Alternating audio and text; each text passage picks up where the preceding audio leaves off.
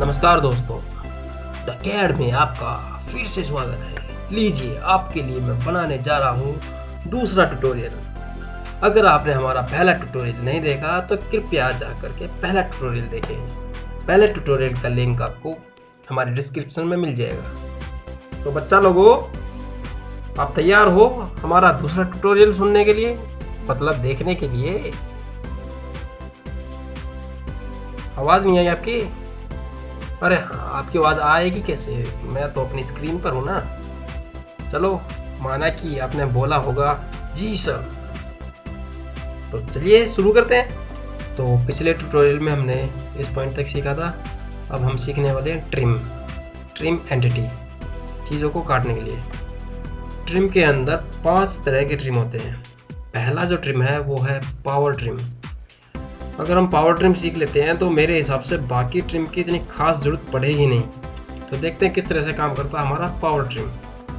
Power trim के लिए हमने यहाँ पर क्लिक किया, क्लिक करके और इसको यहाँ से खींच के ले गए नीचे, और फिर ऐसे आगे बढ़े, फिर और आगे, फिर और आगे, फिर इसको भी काट दिया। सपोज इसको काटना है, बाहर का काटना है। इस तरह से हमने सब खत्म कर दिया।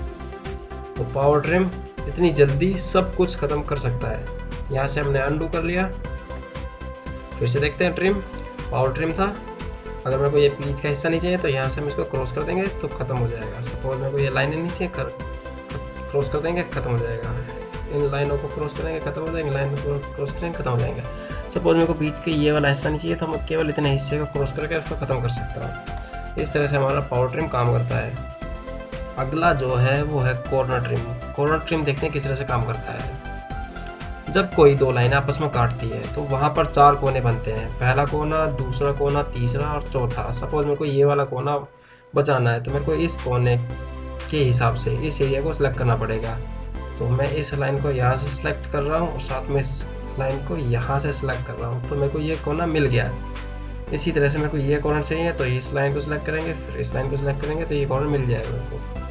नेक्स्ट, कॉर्नर ट्रिम के अंदर 2 चीज़ें होती हैं। एक्सटेंड भी हो जाता है इसके अंदर में और ट्रिम भी हो जाता है। सपोज मेरे को ये इस लाइन से मिलाकर यहाँ पर एक कॉर्नर बनाना है तो मैं इस लाइन पर क्लिक करूँगा और साथ में इस एरिया पर नीचे की तरफ क्लिक करूँगा तो ये लाइन एक्सटेंड हो गई और ये लाइन ऊपर से जो थी वो ट्रिम हो गई। इस तरह से भी काम करता है आपका कॉर्नर ट्रिम। आगे देखते हैं। अगला जो है ट्रिम अवे इनसाइड। नाम से ही पता चल रहा है क्या मतलब है कि हमें ट्रिम करना है किसी चीज़ के अंदर, यानी कि किसी लिमिट के अंदर हमें ट्रिम करना है। तो इस पर क्लिक किया हमने और यहाँ से हमने एक लिमिट बता दी। सपोज मेरी जो लिमिट है वो है ये वाली लाइन और ये वाली लाइन। 2 लाइनों को हमने सेलेक्ट किया तो ये लिमिट हो गई। अब मैं बाकी जो लाइन है कहीं से भी सिलेक्ट करूँगा, ट्रिम इन लाइनों के बीच का ही होने वाला है। चाहे मैं बाहर से सिलेक्ट करूँ, चाहे मैं अंदर से सिलेक्ट करूँ, चाहे मैं इस साइड से बाहर से सिलेक्ट करूँ। तो ट्रिम किधर हो रहा है? ट्रिम हो रहा है अंदर। अगला जो है वो है ट्रिम अवे आउटसाइड। नाम से पता चल रहा है जैसे कि ट्रिम अवे इनसाइड था, ठीक उसका उल्टा हो गया। इसमें भी लिमिट देंगे, लिमिट के ठीक बाहर का कटने वाला है आपकी बार। तो मैंने जो लिमिट दी है वो दी है ये लाइन और ये दूसरी लाइन। अब मैं जहाँ भी सिलेक्ट करूँगा वो मेरे बिल्कुल लाइन के बाहर का ट्रिम होने वाला है। जैसे कि ये हो गया, यहाँ से यहाँ पे क्लिक किया तो इधर ट्रिम हो गया, यहाँ क्लिक किया तो बाहर का, फिर से इधर करता हूँ तो भी बाहर का, और अंदर क्लिक करता हूँ तो भी बाहर का ही ट्रिम हो रहा है। अगला जो है वो है ट्रिम टू क्लोजेस्ट। इस पर क्लिक किया, मैं किसी भी लाइन पे क्लिक करता हूँ तो वो एरिया ट्रिम हो जाता है। इस तरह से click click click click click. ये नहीं चाहिए लाइन, क्लिक। ये लाइन नहीं चाहिए, क्लिक। ये लाइन नहीं चाहिए, क्लिक। ये लाइन नहीं चाहिए, क्लिक। इस तरह से हमारा ट्रिम टू क्लोजेस्ट है। जिस लाइन को छू लेंगे वो ट्रिम हो जाएगा। अगली कमांड है एक्सटेंड। एक्सटेंड जो होता है वो ट्रिम एंटिटी के ठीक नीचे एक एरो है, उस एरो पे क्लिक करेंगे तो हमें मिलेगा एक्सटेंड एंटिटी। यहाँ पे क्लिक किया तो एक्सटेंड शुरू हो गया। एक्सटेंड के लिए कोई लिमिट चाहिए कि हम कहाँ तक एक्सटेंड करना चाहते हैं। तो इस लाइन को जैसे मैं छू रहा हूँ तो ये आगे की तरफ बढ़ रही है, इस पर फिर से छू रहा हूँ तो आगे बढ़ रही है, लेकिन अब इधर कोई लिमिट नहीं बची। तो आपको दिख रहा होगा कि ये ठीक इसके पीछे की तरफ एक्सटेंड हो पा रही है। मैं यहाँ छू रहा हूँ फिर भी वो पीछे की तरफ जा रही है। अब इसकी लिमिट आगे और पीछे दोनों खत्म हो गई है तो ये एक्सटेंड नहीं हो सकती। जैसे इस पर क्लिक करेंगे और ज़्यादा एक्सटेंड करने की कोशिश करेंगे तो यहाँ पर मैसेज भी छोड़ देगा। सॉल्ववर्क्स ने मैसेज छोड़ा, the element could not be extend any further, यानी कि कोई आगे लिमिट नहीं है एक्सटेंड करने के लिए। इसी तरह से यहाँ पे क्लिक करता हूँ तो ऊपर की तरफ एक्सटेंड होता है, नीचे क्लिक करता हूँ नीचे एक्सटेंड होता है, और एक्सटेंड फिर एक्सटेंड, और ज़्यादा एक्सटेंड करने की कोशिश करता हूँ, सॉल्ववर्क्स फिर से मैसेज कर देगा। अगली जो कमांड है वो है ऑफसेट एंटिटी। उससे पहले आपको एक और कमांड दिख रही होगी कन्वर्ट एंटिटी, जो कि 3D में जब हम पहुँचेंगे तब काम आ सकती है। अभी हम इसको इस्तेमाल नहीं कर सकते, इसलिए इसको छोड़ देते हैं कुछ समय के लिए। इसको हम जब 3D पहुँचेंगे तब ज़रूर सीखेंगे। तो अभी देखते हैं ऑफसेट एंटिटी किस तरह से काम करता है। इस पर क्लिक किया तो यहाँ पर इसका पैरामीटर खुल के आता है। पैरामीटर में सबसे पहले होती है डिस्टेंस, हमें ऑफसेट जो करना है वो कितनी दूरी पर करना है। उसके बाद में ऐड डिस्टेंस का ऑप्शन है, इस पर टिक लगने से जो ऑफसेट हम करेंगे वहाँ पे आपको डायमेंशन मिल जाएगी। नेक्स्ट जो है रिवर्स ऑफसेट, मतलब रिवर्स का बटन है। अगर मैं इस लाइन पे क्लिक करता हूँ तो आपको ऑप्शन मिलता है, ये येलो कलर की लाइन आ रही है। अगर मैं यहाँ से रिवर्स करता हूँ तो ये पीछे चली जाएगी। तो जिधर भी ये लाइन है अगर हम यहाँ से ओके कर लेंगे तो ये वहाँ हो जाएगी, वहाँ रुक जाएगी। नेक्स्ट ऑफसेट फिर से लेते हैं। अब मैं इस लाइन पे क्लिक करके, अब मैं इस रिवर्स को यूज़ नहीं कर रहा हूँ, केवल मैं एरो को यूज़ कर रहा हूँ। जिधर मैं क्लिक करूँगा मेरी और मेरा ऑफसेट उधर ही हो जाएगा। इधर क्लिक किया तो इधर ऑफसेट हो जाएगा, फिर से ऑफसेट लिया। अगर मैं इस पर क्लिक करके ऊपर की तरफ क्लिक करता हूँ तो ऊपर ऑफसेट होगा, अगर नीचे क्लिक करूँगा तो नीचे होगा। मैं ऊपर क्लिक करता हूँ तो मेरा ऑफसेट ऊपर की तरफ हो गया। अगला जो ऑप्शन इसके अंदर में चैन, सिलेक्ट चैन का ऑप्शन लगा हुआ है। अगर हम इस रेक्टेंगल की ओर देखें तो अगर मैं इस पर क्लिक करता हूँ तो एक ही बार पूरा रेक्टेंगल ऑफसेट हो रहा है।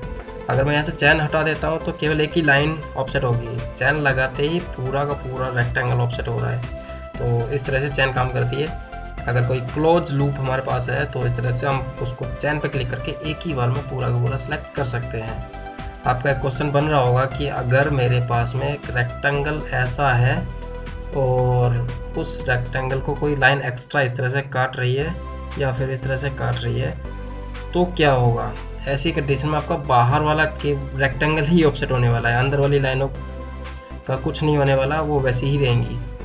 ऑफसेट लिया यहाँ से, चैन सिलेक्ट है। अगर मैं इस रेक्टेंगल पर क्लिक करता हूँ तो पूरा का पूरा रेक्टेंगल ही ऑफसेट हो रहा है, ना कि ये लाइनें ऑफसेट हो रही है। ओके, अगला ऑप्शन जो है वो देखते हैं क्या है। ऑफसेट आगे जो दिख रहा है बाई डायरेक्शनल, नाम से पता चल रहा है बाई डायरेक्शनल, यानी कि एक बार में दोनों तरफ ऑफसेट होगा। लाइन पे क्लिक किया तो आपको दोनों तरफ ऑफसेट देखने के लिए मिल रहा है। ये चैन पर भी काम करेगा। सपोज ये रेक्टेंगल मेरे पास है और बाई डायरेक्शन अगर मैं रेक्टेंगल पर काम क्लिक करता हूँ तो ये दोनों तरफ ऑफसेट हो रहा है। ओके करेंगे। अब बाई डायरेक्शनल के साथ में और भी चीज़ें खुल के आती है। अगर मैं इस पर क्लिक करता हूँ दोनों तरफ लाइन के साथ में, यहाँ पे ऑप्शन आया एंड कैप। इस पर टिक लगाने पे एंड कैप का ऑप्शन चालू हो जाता है। एंड कैप अब दिख रहा होगा, आर्क बन गई है इसके दोनों एंड पॉइंट्स पे, और आर्क की जगह हम लाइन भी यूज़ कर सकते हैं। इस तरह से रेक्टेंगल आपको दिखाई देगा बना हुआ। अगर मेरे को आर्क पसंद है तो आर्क ले सकता हूँ, और लाइन की ज़रूरत है तो लाइन ले सकते हैं। फिलहाल मैं एंड कैप हटा रहा हूँ। एंड कैप के बाद की ऑप्शन देखते हैं। यहाँ लिखा हुआ base geometry, construction geometry. Construction geometry का मतलब है centre line. Base geometry centre line में कन्वर्ट हो जाएगी, यानी कि जिसको मैं ऑफसेट कर रहा हूँ वो सेंटर लाइन में बदल जाएगी। इस पर क्लिक करते ही आप देखोगे कि यहाँ पे हल्के हल्का लाइनें दिखाई दे रही हैं पीले रंग की। और ठीक इसी तरह से दूसरा ऑप्शन है ऑफसेट ज्योमेट्री, यानी कि जो आपका रिजल्ट आने वाला है वो सेंटर लाइन में कन्वर्ट होके मिले। तो दोनों पे टिक लगा देंगे तो दोनों ही चीज़ें सेंटर लाइन में बदल जाएंगी। ओके करेंगे तो सब कुछ आपको सेंटर लाइन में दिखाई दे रहा है। अगली कमांड जो है वो है मिरर। मिरर इसका बहुत ही आसान है, हमें कुछ नहीं करना। अगर मेरे पास एक सेंटर लाइन है और कुछ ऑब्जेक्ट बने हुए हैं नॉर्मल लाइन से, तो मैं सबको सिलेक्ट कर लूँगा और सिर्फ मिरर का बटन दबाऊँगा तो सेंटर लाइन के अबाउट मिरर हो जाएगा। अगर आपके पास एक से ज़्यादा सेंटर लाइन है तो आप क्या करोगे कि पहले उन ऑब्जेक्ट को सिलेक्ट कर लेंगे जिनको मिरर करना है, और यहाँ से मिरर, और यहाँ पर मिरर अबाउट दे देंगे जिस लाइन के भी अबाउट आपको मिरर करना है। सपोज मेरे को ऊपर वाली लाइन के अबाउट मिरर करना है तो उस पर क्लिक कर देंगे, और अगर मेरे को साइड वाली लाइन के अबाउट मिरर करना है तो उस पर क्लिक कर देंगे और ओके करेंगे तो वहाँ पर आपका मिरर हो जाएगा। अगर ऐसी कंडीशन में आप सबको सिलेक्ट कर लोगे तो ये मिरर नहीं करने वाला, क्योंकि एक से ज़्यादा सेंटर लाइन है। नॉर्मली हम क्या करते हैं कि पहले मिरर ले लेते हैं और यहाँ पे किस किस को मिरर करना है उसको सिलेक्ट कर लेते हैं, उसके बाद नीचे लिखा मिरर अबाउट किसको मिरर करना है उस पर क्लिक कर लेते हैं। नेक्स्ट यहाँ पे छोटा सा ऑप्शन हो रहा है कॉपी का। कॉपी का मतलब है जिस ऑब्जेक्ट को हम मिरर कर रहे हैं वो भी रहेगा, साथ में आपका रिजल्ट भी रहेगा। अगर हम यहाँ से कॉपी हटा देंगे तो वो यहाँ से हट जाएगा, ओरिजिनल वाला ख़त्म हो जाएगा, डुप्लीकेट वाला बच जाएगा। अगली जो कमांड है वो है linear sketch pattern. Linear sketch pattern पर क्लिक किया, जिसको पैटर्न करना है उसको पहले सिलेक्ट कर लिया या फिर हम बाद में सिलेक्ट कर सकते हैं, कुछ इस तरह से क्लिक क्लिक क्लिक क्लिक, 4 लाइनों को सिलेक्ट किया। यहाँ से डायरेक्शन बतानी है एक्स, डायरेक्शन एक्स होती है ये वाली, डायरेक्शन वाई होती है ये वाली ऊपर की तरफ। तो यहाँ से डायरेक्शन एक्स के अंदर में बताना है कि हमारा जो ऑब्जेक्ट है वो सेंटर से सेंटर कितनी दूरी रहेगी। तो यहाँ पे स्पेसिंग बता दें कि सेंटर से सेंटर की दूरी कितनी रहेगी। सपोज सेंटर सेंटर दूरी 15 रख रहा हूँ और यहाँ पे x के अंदर में कितने नंबर हमें रखने हैं। x के अंदर सपोज मेरे को 10 रखने हैं। यहाँ पे लिखा हुआ है डायमेंशन x स्पेसिंग, यानी कि जो x की स्पेसिंग है वो यहाँ पे शो हो जाए हमें डायमेंशन। नेक्स्ट यहाँ पे एंगल, अगर मैं यहाँ से चाहूँ तो एंगल भी दे सकते हैं। देखिए 45 डिग्री डालने पर ये इस तरह से टेपर में आ जाएगा। फिलहाल हमें 45 डिग्री नहीं देना, 0 कर देते हैं तो सीधा हो जाएगा। उसके बाद आते हैं डायरेक्शन वाई। डायरेक्शन वाई आपको बंद दिखाई दे रहा है क्योंकि नंबर 1 लगा हुआ है। पहले यहाँ पे नंबर बढ़ा लेते हैं, 10 कर लेते हैं। तो डायरेक्शन वाई के अंदर यहाँ पे आपको 10 लाइनें मतलब कि 10 बॉक्स दिखाई दे रहे हैं। तो यहाँ पर इसकी भी डायमेंशन दे देते हैं। तो यहाँ पे इसकी डायमेंशन हो गई सपोज 15 ही देते हैं इसको भी। 15 देने से क्या हुआ कि हमें इस लाइन से और इस लाइन के बीच की दूरी है वो 15 हो गई और बीच का गैप 5 हो गया। 5 किस तरह, क्योंकि 10 पहले से ही है, 5 हो गया, टोटल 15 हो गया। और यहाँ पे डायरेक्शन 2 के अंदर डायमेंशन वाई स्पेसिंग पर टिक लगा देंगे तो हमें यहाँ पे डायमेंशन भी मिल जाएगी। अब कुछ नहीं करना है, अब यहाँ पे ओके करेंगे। यहाँ पे लास्ट में एक बटन और वो दिखाई दे रहा है, एक ऑप्शन और है इस इंस्टेंट टू स्किप, यानी कि हमें कुछ इसके अंदर छोड़ना है तो वो ऑप्शन भी इसके अंदर में है। जैसे ही हमने इंस्टेंट स्किप ऑन किया तो यहाँ पर आपको पिंक कलर के डॉट्स दिखाई देने लगे। इन पिंक कलर के डॉट्स पर क्लिक करेंगे तो वो स्किप हो जाएगा, जिसको भी सिलेक्ट करेंगे। तो मैंने यहाँ से 3 बॉक्स को डी सिलेक्ट मतलब कि सिलेक्ट किया है तो वो यहाँ से स्किप हो गए। ओके, और यस कर देंगे इसको। यहाँ पे हमें 100 रेक्टेंगल तो नहीं, 3 कम है ना। तो इस तरह से हमें सीखा लीनियर स्केच पैटर्न।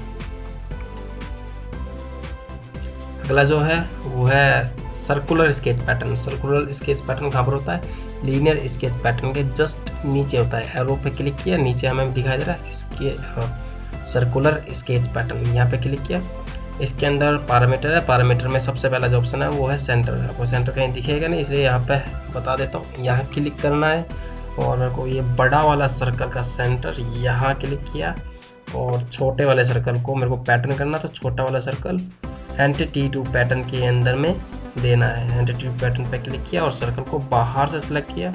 यहाँ पे आपको 4 सर्कल दिखाई देने लगे। यहाँ पे 4 नंबर लिखे हुए हैं इसलिए 4 दिखे। यहाँ पे मैंने 12 कर दिया तो 12 सर्कल बन गए। 12 सर्कल इस सर्कल के 360 पर दिख रहे हैं। अगर मैं बोल दूँ यहाँ पे 180 यानी टाइप कर दिया 180, तो आपको 180 डिग्री पर 12 सर्कल दिख रहे हैं। ये नीचे की तरफ दिख रहे हैं। अगर आपको ऊपर की तरफ चाहिए तो यहाँ पर रिवर्स डायरेक्शन का बटन है, इस पर क्लिक करेंगे तो ऊपर की तरफ हो गए। ऊपर की तरफ हो गए। ग्राफिक्स थोड़े से ख़राब हो गए इसलिए आपको नीचे भी दिख रहे थे। नेक्स्ट है यहाँ पे डायमेंशन रेडियस। तो आपको यहाँ पे एक डायमेंशन भी दिखने लगेगी। दूसरा ऑप्शन यहाँ पे है डायमेंशन एंगुलर स्पेसिंग। अभी हमने लिखा हुआ यहाँ पे टिक लगाया रखा है इक्वल स्पेसिंग पर, तो जो भी हमने डाला 180 डिग्री वो इक्वली डिवाइड हो गया 12 से। अगर मैं यहाँ पे क्लिक करता हूँ तो ये चेंज हो जाएगा कि आपको हर एक ऑब्जेक्ट के बीच का एंगल यहाँ पे बताना पड़ेगा। सपोज हर एक ऑब्जेक्ट का बीच का एंगल 20 है और मुझे टोटल नंबर बनाने 12, तो 20 मल्टीप्लाई 12 और जितना भी आता है वो उतना एंगल को फिल कर लेगा। इस तरह से आपका सर्कुलर स्केच पैटर्न होता है। और यहाँ पर वही वाला ऑप्शन फिर से आ गया इंस्टेंट टू स्किप। अगर कुछ छोड़ना है तो छोड़ने के लिए यहाँ पे क्लिक करेंगे और पिंक डॉट पर क्लिक करके स्किप कर सकते हैं उस चीज़ को। तो इस तरह से आपका स्केच पैटर्न ख़त्म होता है, सर्कुलर स्केच पैटर्न। ओके, आज का ट्यूटोरियल यहीं समाप्त होता है। अगला ट्यूटोरियल हम बहुत जल्द लेके आएंगे। तब तक के लिए जय हिंद, वंदे मातरम।